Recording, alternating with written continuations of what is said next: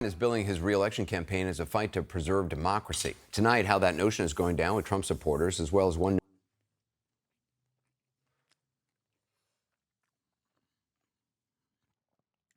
Of course they fucking welcomed him. Why wouldn't they? They're on the same side. That's their fucking god.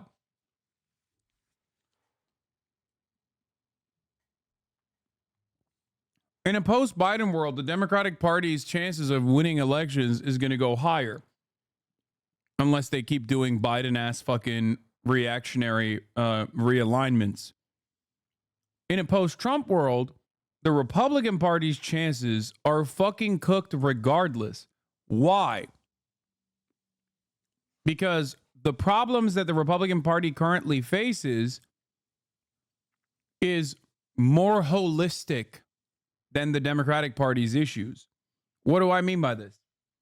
People don't like the Republican Party because of the Republican Party's successes. The Republican Party cannot escape its successful policy changes. Everybody knows they're responsible for the abortion shit. Not only that, but also for the past couple decades, the Republicans have also leaned into the more reactionary constituents that they have, creating an environment where people are bloodthirsty for more and more reactionary sentiment. To a degree where liberals don't appreciate it, or to a degree where even, the lifelong Republicans who are well-educated suburban liberals, well-educated suburban conservative Republican Party voters do not appreciate seeing the fucking freaks run amok. Anti-science freaks, the dudes standing outside of abortion clinics, like everybody thinks they're fucking gross, right? Dudes constantly chirping about like trans people's like genitals and shit. They're weird. They're gross. The normal people, they hate that. They don't want to be associated with that. They think it's like weird. Now, that problem is not going away anytime soon. The Republican Party has to push its base, and the base is excited for all of the worst policies that the rest of the Republican Party's constituencies kind of look at and go, that's a bit much for me. I said this a while back. Either Fox News and this kind of propaganda actually melts the brains of enough Americans that they also become the fucking right-wing fascist, openly fascist, rabid freaks, or the Republican Party has this internal struggle where they don't know if they go in the Mitt Romney route like they did against Barack Obama, a more moderate Republican, or they lean into the Trump-style politics further and further. Now, the question is, Trump, in a way, is similar to Barack Obama. He's a once-in-a-lifetime candidate. So, because of that reality, given that Trump is a once-in-a-lifetime candidate, very charismatic, has his own base of support, people love him, he is one of the only people who can, like, manage the last successful cycle of Republican politics. So we'll see what happens. What do you mean by that? We've had two once-in-a-lifetime candidates? Yes, Barack Obama was incredibly charismatic. Barack Obama was able to bring together bases of support that no Democrat has been able to capture in the same way. Barack Obama won the Cuban vote in Florida. That's never happened before and will not happen after.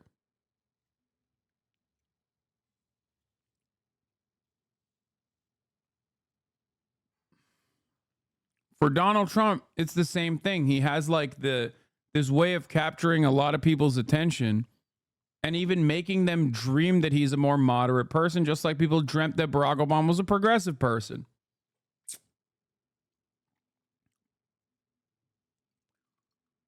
So they're not going to be able to recreate Donald Trump.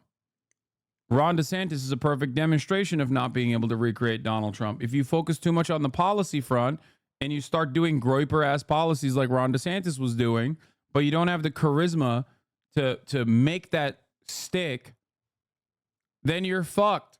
Then everybody looks at you and goes, you're gross, you're weird, you're a loser, shut the fuck up. Trump has charisma. He had aura, just like Obama did. But anyway, let's take a look.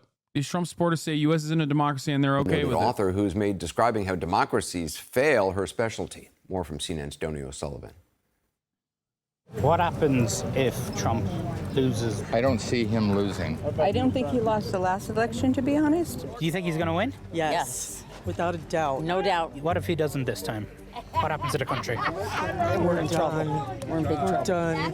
Biden talks about democracy, saving democracy. They're the ones that are killing democracy. Obviously, there's a lot of criticisms of Trump that he is bad for democracy, that he's bad for American democracy. Okay, we are a republic. We're a republic. We are We're not a representative democracy. republic. We're not a democracy.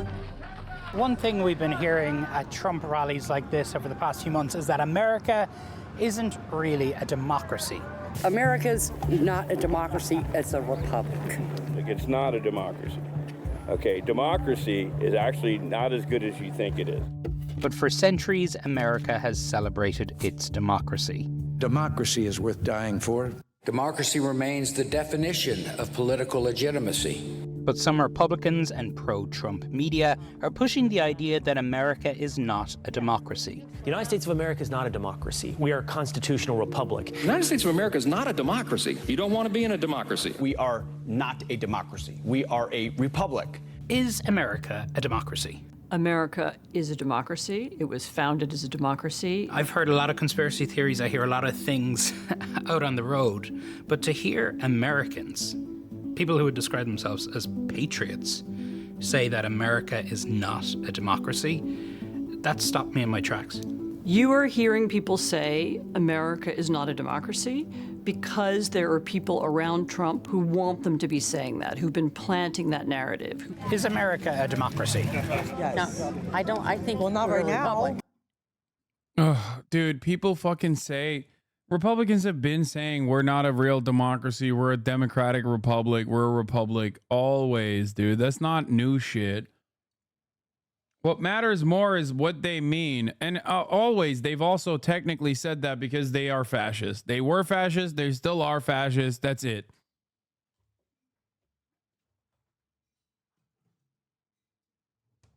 This is not like a Trump phenomenon at all. We're a constitutional republic.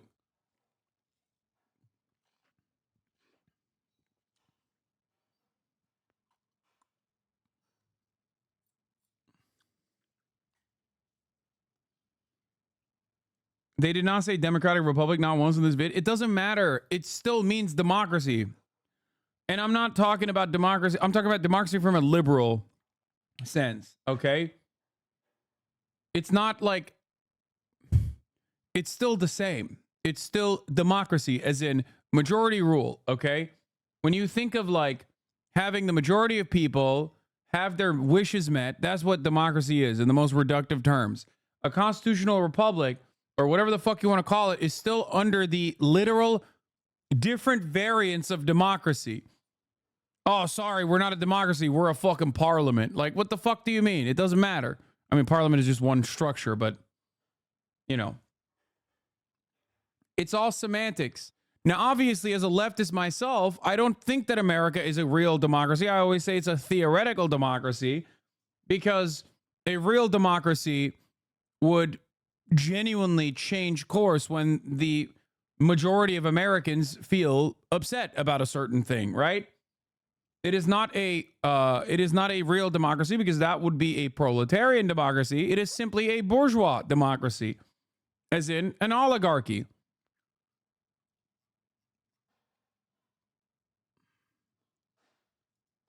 What is this? Matt Christman summing up the summing up the Republicans game as post-Trump very well. Dems are the normie party. GOP tried to flip that by associating them with crime and immigrants and gender sickos. But the stringency of their case made them look kind of crazy to people who are saturated by media but not over-torqued by media, aka normies. This is problematic for people who are obsessed with defining themselves in countercultural opposition to the normie mainstream on behalf of some imagined heartland normal American. But Democrats are still doomed in the long run because everyone is getting less normal by the day. Florida is now officially the least normal state. Yep, that's true. This is an old post from Matt. And it's right. It's still right.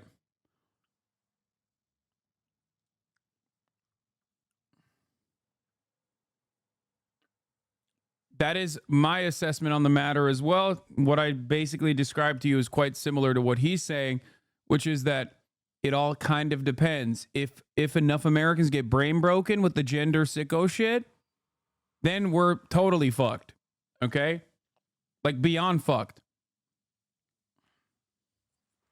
If most Americans busy themselves with normal shit and still look at like the abortion clinic warriors as like weirdos who are gross and sweaty and unwashed and don't want to be associated with them, which is exactly what the fucking like trans panic guys are like to the broadest majority of people, then it's, you know, then it's fine. Not great, but at least better than what it would be like if Fox News's propaganda actually converted the educated racist white liberals in the suburbs into being gender sickos themselves. Because then you have Florida. But we're a republic. What's the difference? I feel like democracy. Let me think this through. That it's government control. I don't see freedom in democracy. I see freedom in the republic. Honestly, the word democracy and the word republic have often been used interchangeably. There isn't a meaningful difference between them. So much of the warnings and criticism about Trump is that he is a threat to democracy, that he is anti-democratic. Absolutely. If they can convince people that we don't have a democracy, then it's okay that Trump is attacking democracy because it doesn't really matter. So why has democracy become a bad word? Because it's being used in a way to change the flavor of our country, which is a republic. These words were used in different ways in the 18th century, and it's true the founders didn't want direct democracy, by which they meant people gathering on the town square. They wanted representative democracy. But I think the reason why this conversation about language has risen now is because there is a part. Yeah, that was bad. We should be able to say that that was bad, for the record. Like, yeah, they owned slaves. They didn't want fucking women or black people to vote. Like, what are we talking about? They wanted fucking white landowners to vote. Yeah, that was not great, okay? They did some good, right? Fuck the British Empire, all right? But that was bad. We don't have to constantly posture towards that as though, like, that was actually pretty fucking good. I hate this. It's weird. It's like a weird way to basically say, like, no, that stuff is good, actually. And liberals are defending it. Okay, well, that kind of thinking lends itself so perfectly to these people saying, well, we don't have a real democracy. We never did, and their founders didn't want it. I don't give a fuck what the founders wanted.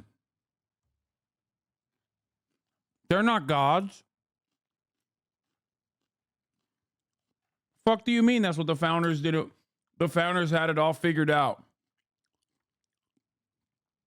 That's why I say, like, America's religion is capitalism. Its constitution is the Bible. And we just have this mythology, like, and the framers are the prophets. It's very odd the way people perceive our founding documents and the way they look at our founders in general.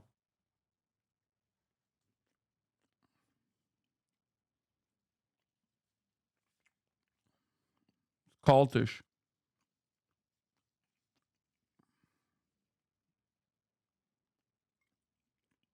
part of the Republican Party that would like to rule as a minority. And they need an excuse for why that's okay. And so they have begun to say, we're not a democracy, we're a republic. And it's not 100% clear what that means, but I think they mean we want Donald Trump to be able to do whatever he wants. Some people I've been speaking to at Trump events recently have been saying America is not a democracy, it's a republic. We've always been in a democracy, first of all. I mean, we used to have freedom of speech, freedom of religion. We used to have that too. Now they're picking on the Christians and the Jewish people. I mean, how much more can we take? Are you concerned if Trump loses? Yeah. That there will be another January 6th? No, I think there will be a civil war. That's what I think will happen. That's awesome. I also love that she said, in the United States of America, in modern contemporary United States of America, in the year 2024 of our holy Lord, the free speech of Jews and Christians is being restricted. This is a genuine belief held by this person. Unless you mean anti-Zionist Jews and Christians, I don't know what the fuck you're on about, okay? That's crazy. Like, in her mind, it's like, yeah, they're letting Muslims speak too much and not letting Jews and Christians speak. That's awesome. Thank you. I mean, this whole democracy Republican is fascinating. This is the first I've heard of that kind of new thing that they're now pushing. And it looks like folks on Fox are pushing it. Is there a reason the people you spoke with think the country isn't a democracy now? I mean, yeah, look, I mean, Anderson, some of those folks no doubt genuinely believe that and might have believed it for a long time. This isn't necessarily a new talking point. However, we have seen it just revive over the past few months. And really the reason we did this piece was over the past few months, just unprompted, as I was speaking to a lot of Trump supporters, they would bring this very specific line up. And look, this really, it's not a debate, right, about the former government here. It's not a debate about democracy. Really why this is happening, and you saw it there in that piece on Fox News and elsewhere on conservative and right-wing media, people are trying to convince Trump supporters, others, that America is not a democracy in the first place. And we actually saw, I happen to notice that this seemed to pick up a bit after President Biden's speech in Philadelphia, where he described Trump as a threat to democracy. This is how they seem to be trying to twist language to try and neutralize describing Trump as a threat to democracy, because if America's not a democracy in the first place, then there's nothing to worry about.